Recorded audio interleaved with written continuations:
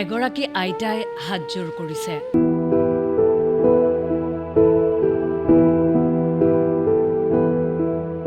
অকণমান সহায় লাগে অসমবাসীৰ।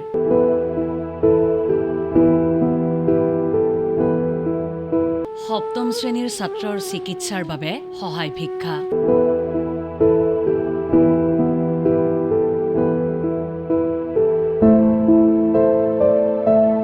দুৰ্ঘটনাত পতিত ছাত্ৰজনৰ মাতৃও চিকিৎসাধীন। গাঁওখনৰ ৰাইজ একত্ৰিত হৈছে। সকলো আহি গোট খাইছেহি এখন চোতালত। ৩০ জুলাইত দুৰ্ঘটনাত পতিত হৈছিল মৰমজিৎ বৰুৱা নামৰ সপ্তম শ্ৰেণীৰ ছাত্ৰ। ২ বছৰ পূৰ্বে পিতৃক হেৰুওৱা ছাত্ৰজনে নাৰায়ণপুৰ নগৰত পদপথত ক্ষুদ্ৰ ব্যৱসায় কৰা মাতৃক সহায় কৰিবলৈ ঘৰৰ পৰা চাইকেলেৰে ওলাই গৈছিল। চাইকেলেৰে যোৱাৰ পথত এখন ট্ৰাকে মহতিয়াই নিয়ে ছাত্ৰজনক। ফলত গুৰুতৰভাৱে আহত হৈ ডিব্ৰুগড় চিকিৎসা মহাবিদ্যালয়ত সংকটজনক অৱস্থাত চিকিৎসাধীন ছাত্ৰজন। অহৰহ ৰক্তক্ষৰণ হৈ থকা ছাত্ৰজন সুস্থ হৈ উঠিবলৈ প্ৰয়োজন এতিয়া বহু ধনৰ। মাতৃও চিকিৎসাধীন। সেয়ে গাঁওখনৰ ৰাইজ একত্ৰিত হৈছে। তেওঁ অৱস্থা অতি সংকটজনক। তেওঁ বাওঁ ছাইডটো বিধ্বস্ত হৈ গৈছে। এফালে দৈনিক 4 বটলকৈ তেজৰ প্ৰয়োজন হৈছে, তেজ দি আছে, আনফালে তেজ গৈ আছে। কিন্তু তেওঁক এতিয়া সুস্থ কৰি তুলিবলৈ হ'লে বহু সময়ৰো প্ৰয়োজন, বহু টকাৰো প্ৰয়োজন।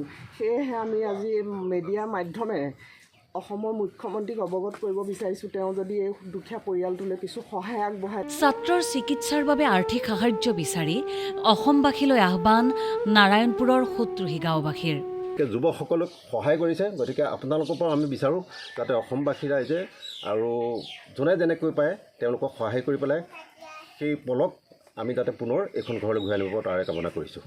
গাঁৱৰ ৰাইজে পাৰ্যমানে সহায় সহযোগিতা আগবঢ়াইছে যদিও ছাত্ৰজনক প্ৰয়োজন কেইবা লক্ষ টকাৰ। প্ৰতিদিনে ছাত্ৰজনক প্ৰয়োজন হৈছে 4ৰ পৰা 5 ইউনিটকৈ তেজৰ।